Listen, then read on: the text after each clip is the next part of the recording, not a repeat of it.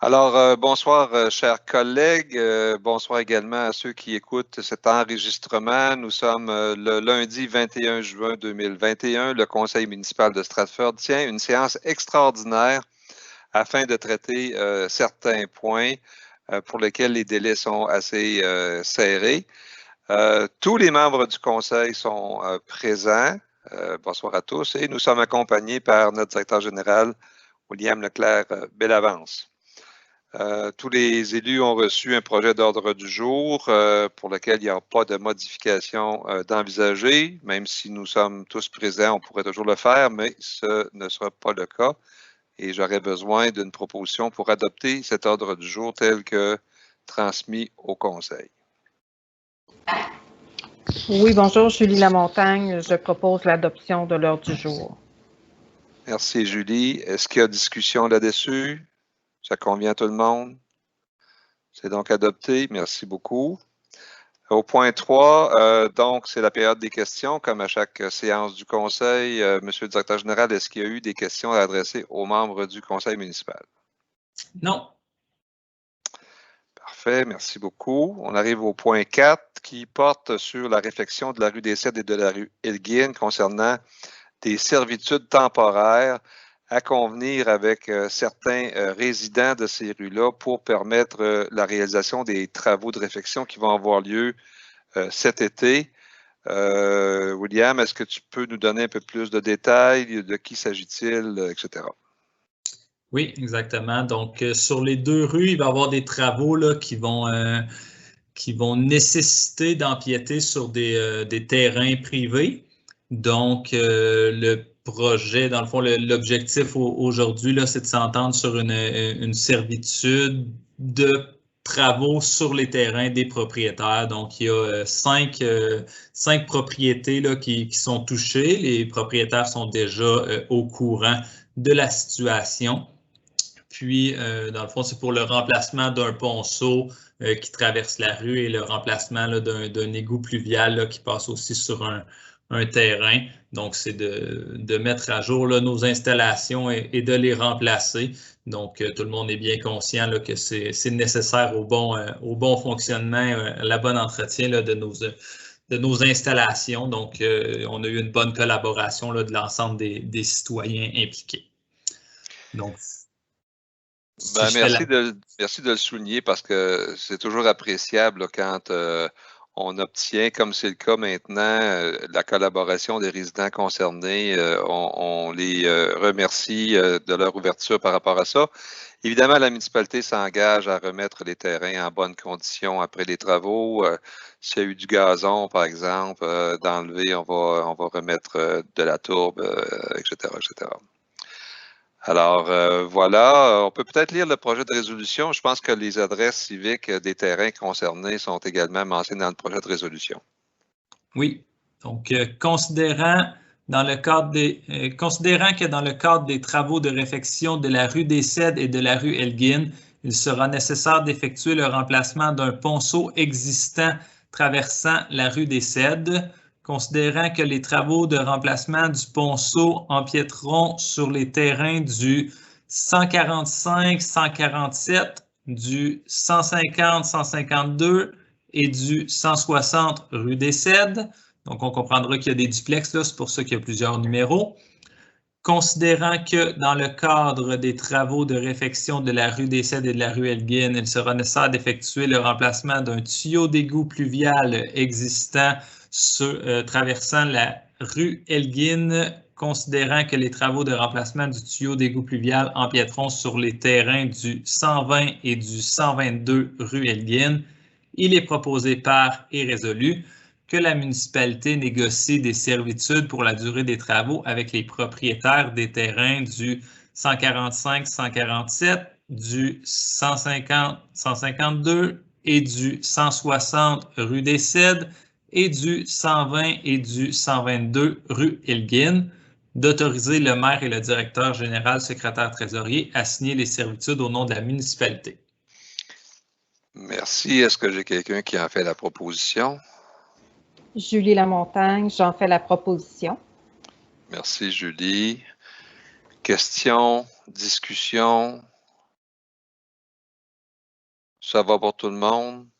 C'est dans l'ordre des choses, évidemment. C'est une étape de plus là, dans la préparation de ce chantier. S'il n'y a pas de commentaires, je vais considérer que la résolution est adoptée. Évidemment, la question de beaucoup de gens, c'est quand les travaux auront-ils lieu? Est-ce qu'on a plus de précision à ce sujet à ce moment-ci, William? On a une rencontre là, avec l'ingénieur en charge de la surveillance des travaux et le contracteur qui a été retenu là, à la dernière séance la semaine prochaine. Donc, on va commencer à planifier l'échéancier. Normalement, les travaux devraient débuter là, entre la mi-juillet et la fin juillet, mais c'est sûr, là, les citoyens là, sur les rues concernées vont être avisés de l'échéancier, puis des inconvénients qui peuvent survenir au fait d'enlever la rue. Donc, il y a peut-être certains moments cet été où on devra se stationner ailleurs, aller porter les poubelles, le recyclage, le compost là, à un autre endroit. Donc, on va tous vous aviser là, de ça par écrit. Puis, on fera une communication aussi plus générale là, pour les gens qui traversent sur ces lieux-là. Puis encore une fois, on remercie à l'avance l'ensemble des citoyens de leur patience par rapport aux inconvénients, parce qu'on comprend que l'accès aux maisons là, va être difficile, sinon impossible peut-être pour une courte période, on l'espère en tout cas. Donc, ça va demander des adaptations pour tout le monde. Mais c'est pour le mieux et c'est pour longtemps. Donc, des infrastructures durables par la suite.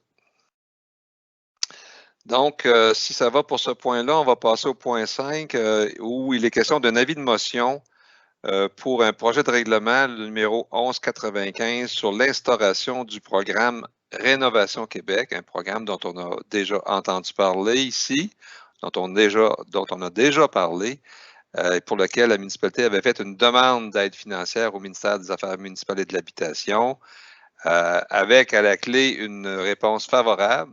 On était tous très contents d'obtenir un engagement du gouvernement pour 30 000 $ en 2021, soit l'équivalent de ce que la municipalité a prévu investir de son côté. Donc, un budget global de 60 000 $ pour 2021 dans le programme Rénovation Québec. Mais il faut quand même en préciser un petit peu les contours, à qui ça s'adresse, c'est quoi les montants, c'est quoi les critères d'admissibilité, c'est quoi les dépenses admissibles. Et pour ça, le ministère des Affaires municipales exige que la municipalité adopte un règlement en bonne et due forme, et c'est ce règlement qui fait l'objet d'un avis de motion ce soir. On n'en fera pas la lecture parce que c'est quand même un projet assez long, mais les citoyens pourront certainement le consulter sans difficulté puisque, comme tous les règlements municipaux, il va se prêter à une période de consultation publique. Idéalement, nous visons le Conseil à pouvoir adopter ce règlement-là lors de la séance ordinaire du 5 juillet pour être capable de mettre le programme en marche le plus rapidement possible si les gens songent à des rénovations à la fin de l'été ou cet automne.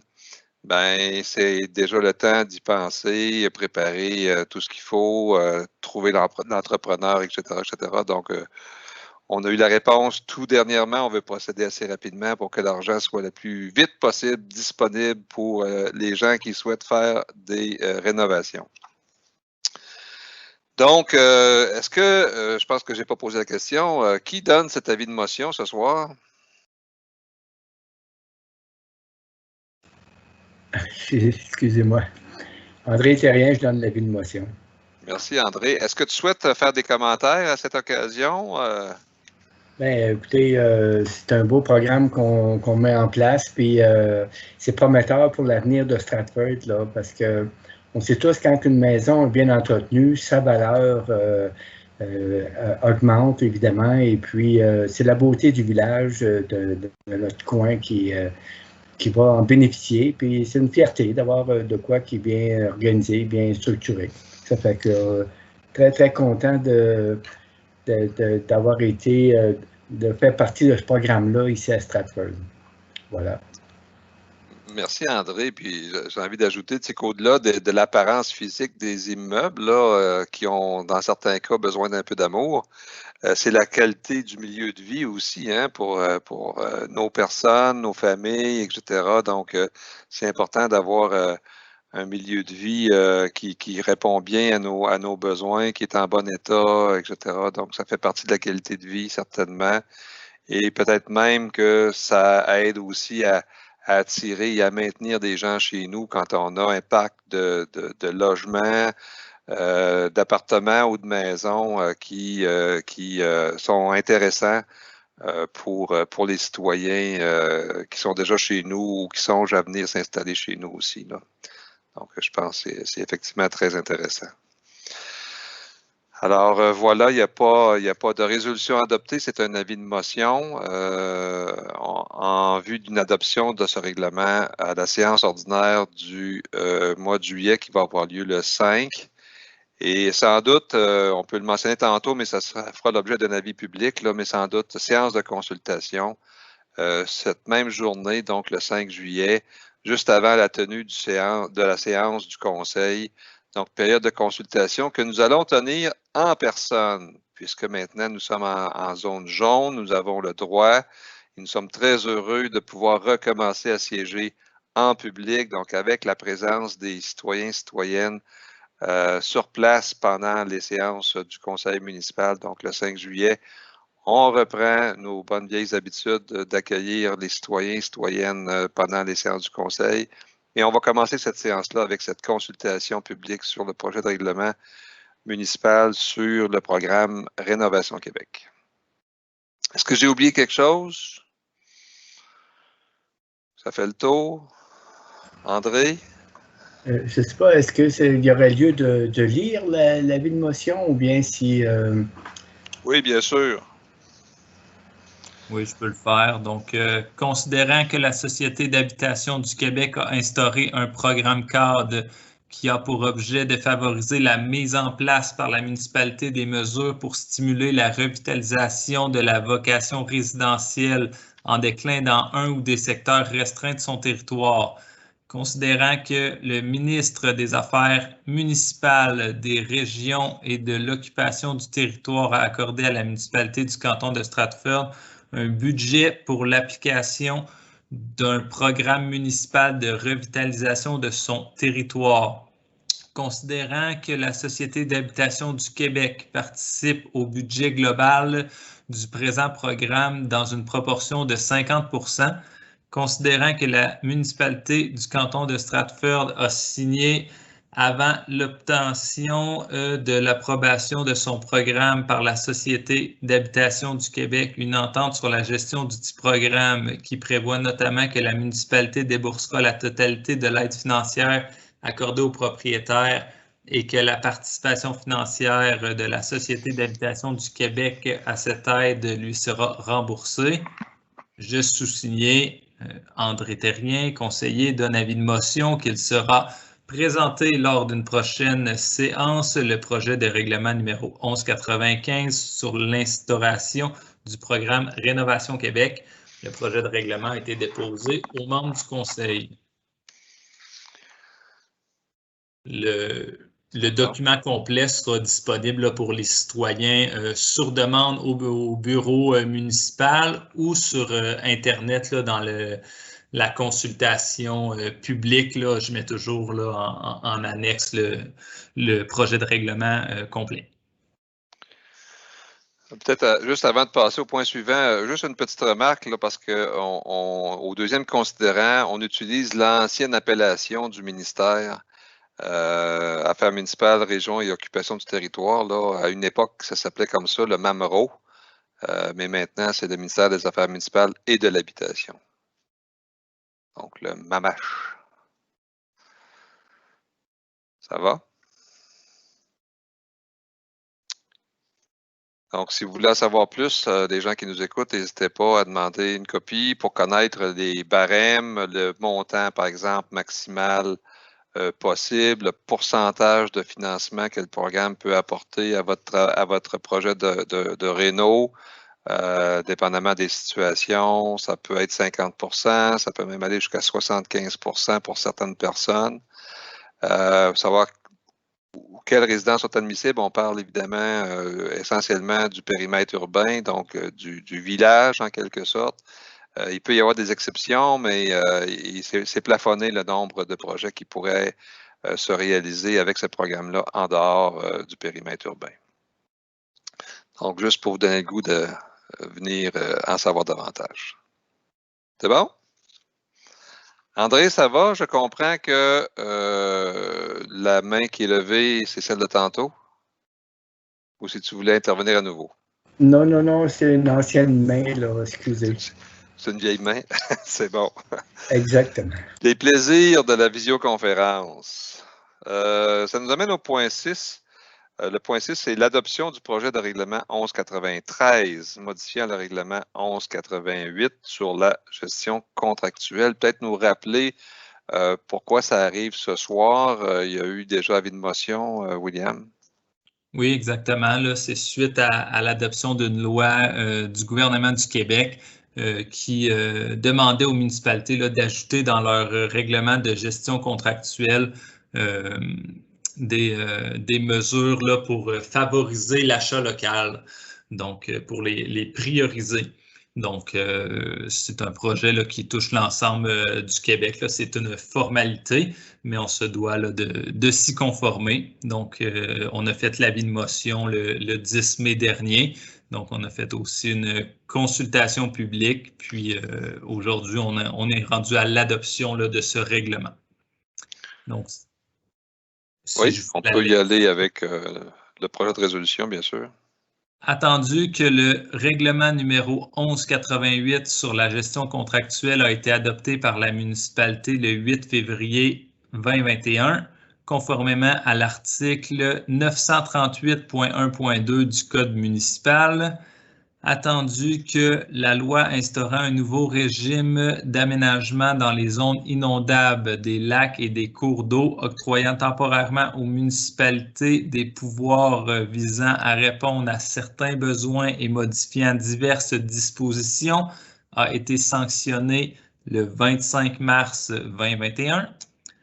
Attendu que le contexte de la pandémie de la COVID-19, l'article 124 de cette loi prévoit que pour une période de 3 ans, à compter du 25 juin 2021, les municipalités devront prévoir des mesures afin de favoriser les entreprises québécoises pour tout contrat qui comporte une dépense inférieure au seuil décrété pour la dépense d'un contrat qui ne peut être adjugé qu'après une demande de soumission publique. Attendu qu'un avis de motion a été donné à la séance du 10 mai 2021. En conséquence, il est proposé par et résolu que le règlement portant le numéro 1193 soit adopté, statué et décrété tel que déposé au Conseil. Merci. Est-ce que quelqu'un en fait la proposition? Vous m'entendez pas, hein? Ben moi, je vous entends, M. Picard. Je comprends que vous souhaitez faire cette proposition. C'est proposé par Richard Picard. Est-ce qu'il y a des questions? Est-ce qu'il y a discussion sur ce projet de résolution pour adopter le règlement 1188? Ça va pour tout le monde. Je pense que probablement la très, très grande majorité des municipalités sont en train de poser le même geste. La MRC du Granit l'a posé la semaine dernière. Donc, le gouvernement souhaite qu'on puisse effectivement, dans certaines circonstances, privilégier les entreprises québécoises dans l'octroi des contrats municipaux. Je pense qu'on est d'accord avec l'objectif. Donc, je constate que c'est adopté. Merci beaucoup. Ça nous amène à la deuxième période de questions. Je comprends qu'on n'a pas plus de questions qu'on en avait en début de séance. Ça changera probablement à partir de la réunion ordinaire du mois de juillet. Et il me reste à demander si quelqu'un souhaite proposer la levée de la séance extraordinaire puisque nous avons épuisé l'ordre du jour. Isabelle Couture, je propose la levée de la séance. Merci, Isabelle. Alors, merci à tous pour nous avoir suivis pendant cette courte, mais quand même importante séance du Conseil qui a débuté, pour ceux qui nous écoutent, malgré tout, un peu plus tard que prévu. Ça paraît pas trop sur un enregistrement, mais on a été un petit peu... Notre début de séance a été un peu retardé à cause d'une panne électrique qui a sévi sur une partie du territoire de Stratford en ce beau lundi 21 juin 2021, journée nationale des peuples autochtones, si j'ai la bonne expression. Alors, je pense que ça vaut la peine de le saluer. Voilà. Donc, rendez-vous, séance ordinaire le 5 juillet prochain.